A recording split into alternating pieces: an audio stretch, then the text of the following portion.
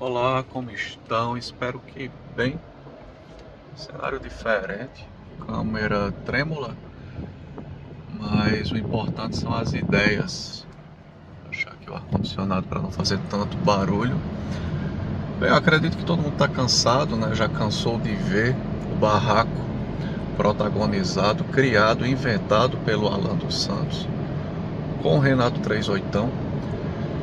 E a gente pode retirar uma boa lição disso. Na verdade, duas. Primeiro, a capacidade de se manter fleumático e racional, como o 38 se manteve, né? Mesmo sendo um cidadão que fala meio agoniado, que parece uma metralhadora, né? Disparando palavras, mas ele manteve ali a compostura diante de um cidadão insano, que estava ensandecido, que era o Alan dos Santos.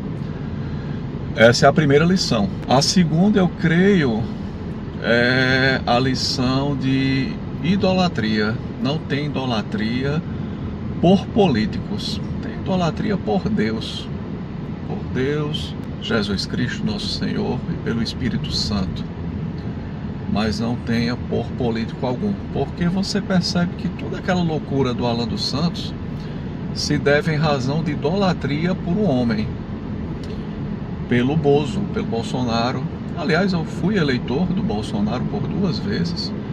Se houvesse uma nova disputa entre ele e o Lula, eu votaria no Bolsonaro. Mas é isso, o Bolsonaro é um frouxo que está aí pedindo Pix, vendendo vinhos, vendendo perfume com Tadalafila, curtindo a vida, aproveitando aí clima de campanha para voltar a ser chamado de mito por um monte de gente acéfala, um homem extremamente covarde, que se tivesse um pingo de vergonha na cara estaria ou preso ou sob 7 palmos de terra. Meu Deus, sob 7 palmos de terra, sim, preso sim, porque teria enfrentado o sistema e teria pagado a pena, a justa pena. Assim como o Lula pegou, né, cana, quando criaram coragem para ir atrás dele. Ficou preso, comeu a bronca, não foi delatado por vários de seus amigos, José Disseu, né, boca dura, como diz o Renato 38, boca dura, essa expressão é bem conhecida por aqui também. E recompensou todos os amigos quando saiu do Chilindró e se vingou de todos.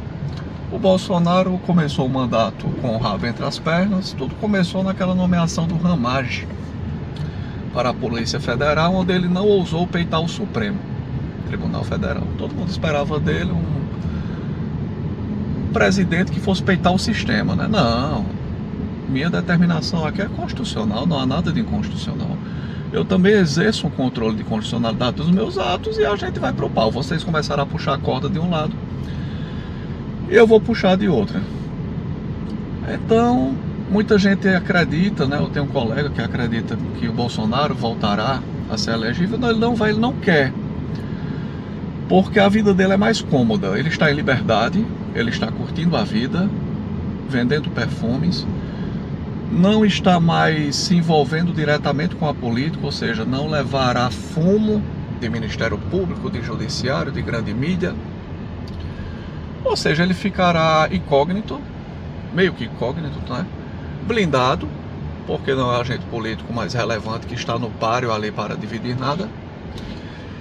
E sendo chamado de mito, ganhando muita grana, ganhando Pix, tem muita gente otária, enquanto outros estão presos, amargando aí anos e anos de prisão.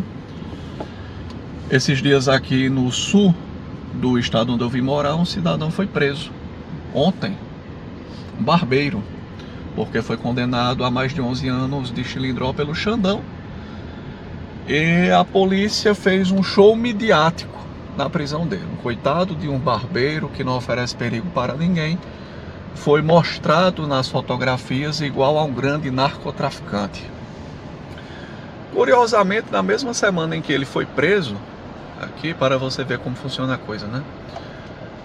3 irmãos, na mesma cidade onde ele foi preso, que participariam, seriam membros do PCC, foram soltos por um juiz singular, mesmo o Ministério Público sendo contra e mesmo havendo uma decisão superior do Tribunal de Justiça para que aquelas pessoas não fossem colocadas em liberdade. A gente está falando de facção criminosa. Então estão lá os 3 locados do 8 de janeiro presos, merecidamente, para deixarem de ser burros. O Bolsonaro e sua família, que foram eleitos por nós para tentar se insurgir contra o establishment de dentro e de uma posição estratégica, no caso de dentro do Palácio do Planalto, e não fizeram nada. Mas a resistência foi grande. Eles esperavam que a resistência seria como? Que é fácil você enfrentar o establishment. O Olavo de Carvalho avisou no primeiro mês de mandato do Bolsonaro: tornar-se presidente da República é uma das formas pelas quais talvez vocês cheguem ao poder. E ele não ouviu o Olavo. Na verdade, ele não ouviu muita gente que foi fiel a ele, mas gostou de ouvir traidores, né? Gente safada. Repito, fui eleitor do Bolsonaro. Entre Lula e o Bolsonaro, ainda votaria no Bolsonaro. Mas a idolatria é uma doença.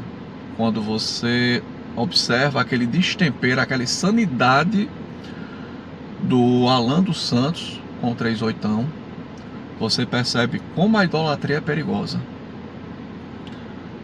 Como a idolatria é uma doença. Aliás, o Renato apenas apontou para o Alan as próprias groselhas que ele falou, né? Ele não gostou, veio com aquele papo de: eu sou casado, eu tenho honra, eu sou pai de filhos. E daí, meu amigo, quem é que estava falando sobre isso? Mas enfim, foi um evento horrível que aconteceu recentemente. Após aquilo, o Alan, eu creio, tem muito a cair no conceito de algumas pessoas. Talvez de outras pessoas mais loucas tenha a crescer, né? E ficam as 2 lições. O cuidado que devemos ter com a idolatria, principalmente de político. É tudo farinha do mesmo saco, safado e bandido. Eu arrisco a dizer até, eu acho que eu não votaria mais em ninguém hoje. Na verdade, falei que eu votaria no Bolsonaro, talvez eu votasse em branco, porque eu me desiludi, eu desisti, eu cansei.